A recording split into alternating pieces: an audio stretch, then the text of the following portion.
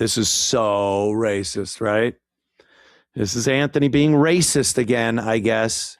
The African IQ test. This has been a bone of contention, a bone through your nose of contention for many years as far as the dark continent goes. IQ, sub-Saharan African IQ. There have been people, renowned, very well-respected scientists and people in the field of psychology and IQ tests. And for many years, they have said that, yes, sub-Saharan Africans, their IQs are lower than Europeans and North Americans. And, average IQ is supposed to be around 100. That's like your average. You're not dumb. You're not a genius. And apparently that'll get you through life. But we're not talking like 95 IQs or 98. We're talking in the 60s and 70s IQ in sub-Saharan Africa. Nobel Prize winning scientists and biologists, they've lost their credentials and their Nobel Prize for saying this, that there is an IQ difference. And I think you're just virtue signaling. You're trying to be the guilty white person. Oh, why was I blessed with this curse of intelligence? So that, liberals hate this. They hate that there are demonstrable differences in people. Here's some guy, and he's talking about IQ tests that he was taking on some sub-Saharan Africans and the results. The clip is a little lengthy. Maybe I'll pop in and comment. Maybe I won't, but let's watch. Our candidate included a mix of young and old participants, male and female, as well as A-level student. Everyone who participated was above 16. Only 3% of the participants scored 102, and another 3% scored over 80 and over 90, respectively. Okay, you can pause there.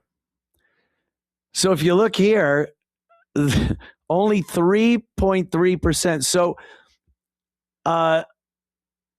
only 10% were above 89.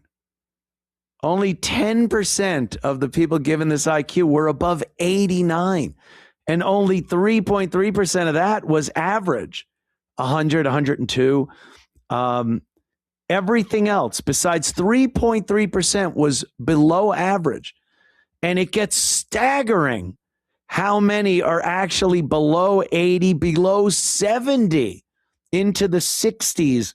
And there's even a little group there in the 50s. That is retarded. Not the study. Literally, 63 is retarded. So let's watch this gentleman and his study a little further. Group 26% scored 69, followed by the second highest group, 20% scored 76.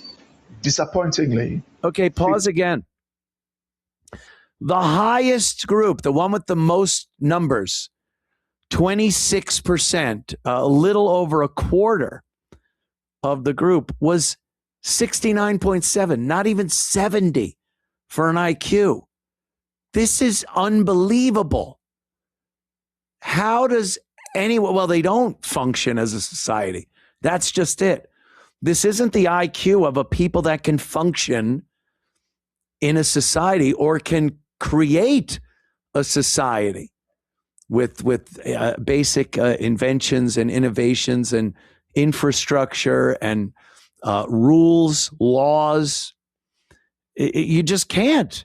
If you're physically unable to do that. And then you look at the other ones and it's fucking 63.1. This is 52%. More than half of all of them tested were under 70. Under 70. Let's watch. 2% of participants scored below 70, accounting for half of our candidates. Overall, the average score was 73, while the median was 69. This raises some pertinent questions. How does IQ affect a population's ability to invent, produce, develop, or run a country? Is the IQ test really useful? Yeah, that is, you have to wonder.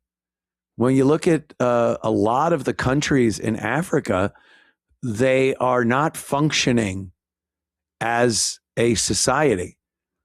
They are a ragtag, warlords, corrupt pseudo governments, and their people are impoverished and starving without the most basic of things, water. It's the most basic of thing after air.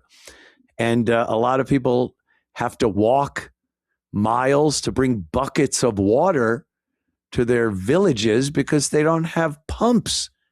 They don't know how to do some of the simplest things that have been invented thousands of years ago.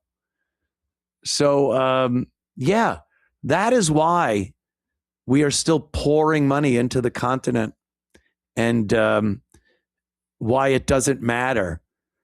That old saying, give a man a fish, he'll eat for a day. Teach a man to fish, he'll eat for a lifetime. You can't teach them to fish. You can't. So they're dependent on Western culture, as a lot of countries in Africa have been for generation after generation. Nothing is done to teach them because under 70 IQ, very difficult to teach people that are under 70 IQ how to function and live independent of any outside aid. And that's what we're saying. So, yeah, this is so racist, right? This is Anthony being racist again, I guess. Statistics, numbers, studies, tests. I mean, shit. If I repeat some of these things and talk about some of these studies, then I'm just a racist piece of shit. Doesn't matter if it's true or not. That's how this works. Get it? I do. All right.